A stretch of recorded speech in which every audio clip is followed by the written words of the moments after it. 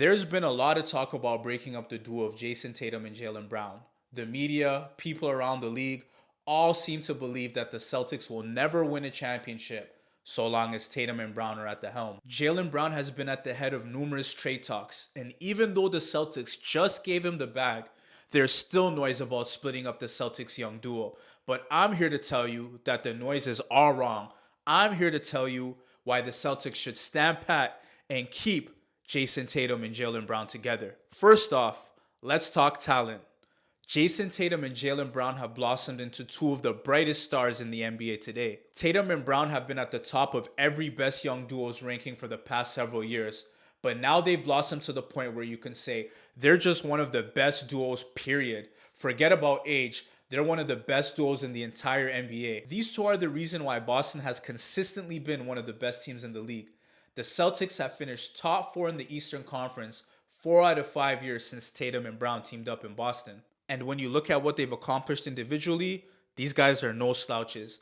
Between the two of them, they already have 6 All-Star appearances, 4 All-NBA teams, an All-Star Game MVP, and the first ever Eastern Conference Finals MVP. And last season, they became just the second pair of Celtics to each average 25 points since Larry Bird and Kevin McHale did it all the way back in 1987.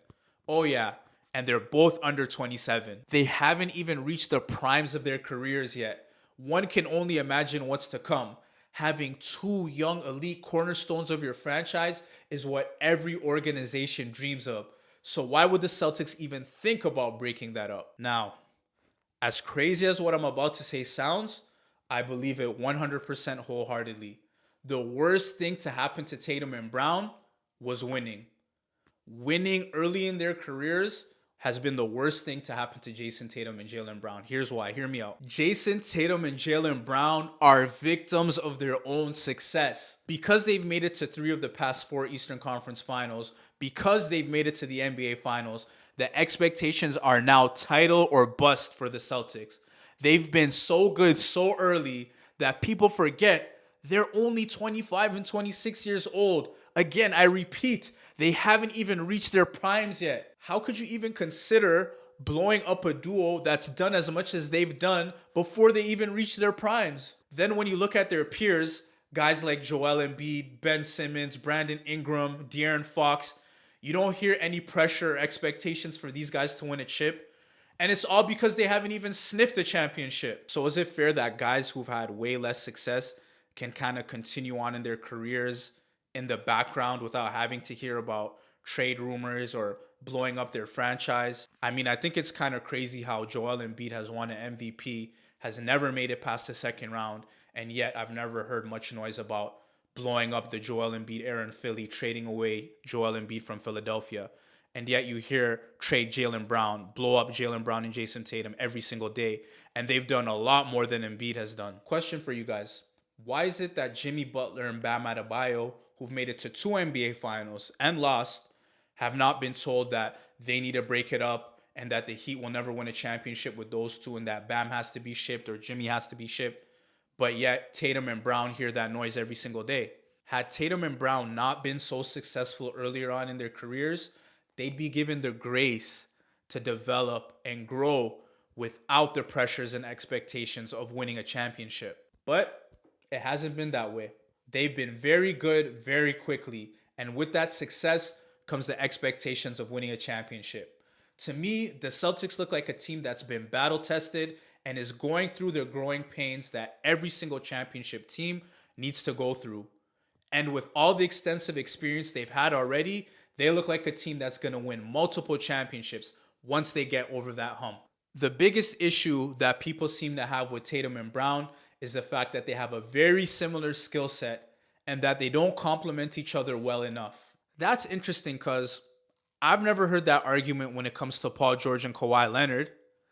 It didn't seem to be an issue for David Robinson and Tim Duncan when they won 2 titles. And I do recall them saying the same thing about LeBron James and D Wade, but they also won 2 titles. So this whole similar skill set narrative is one I don't really buy. The narrative is always going to be they can't get it done until they actually get it done. There was narratives about LeBron before he won his first championship. There was narratives about Jokic before he won this season. All this tells me is that Jaylen Brown and Jayson Tatum are on the same path and that they're very close to their goal. I just don't get why people don't learn from history. T-Mac and Vince Carter were one of the best young duos the league has ever seen, and they broke up prematurely. T-Mac to this day says he regrets leaving Vince Carter because he wonders what they could have been. Even Durant and Westbrook, at least they played 8 seasons together, and even then, a lot of people believe that if Durant just stuck it out, that they eventually would have won an NBA championship. So my point is, you do not want to break up Jayson Tatum and Jaylen Brown, where 10 years down the line, they're going to wonder, wow, I wonder what we could have been if we just stayed together. You got to let it play out and give these guys a chance to compete for a championship. I personally believe the Celtics should roll with Tatum and Brown for at least another 3 to 4 seasons. By then, they'll be at the peak of their powers, in their primes, and if by then they still can't get it done after 10 seasons together, only then should you consider moving on from this spectacular duo. And that's a wrap on this video. Make sure to drop a comment and let me know what your thoughts are below. Don't forget to like and subscribe for more content just like this. It's been your boy Hawass, aka the B-Ball Files. Peace.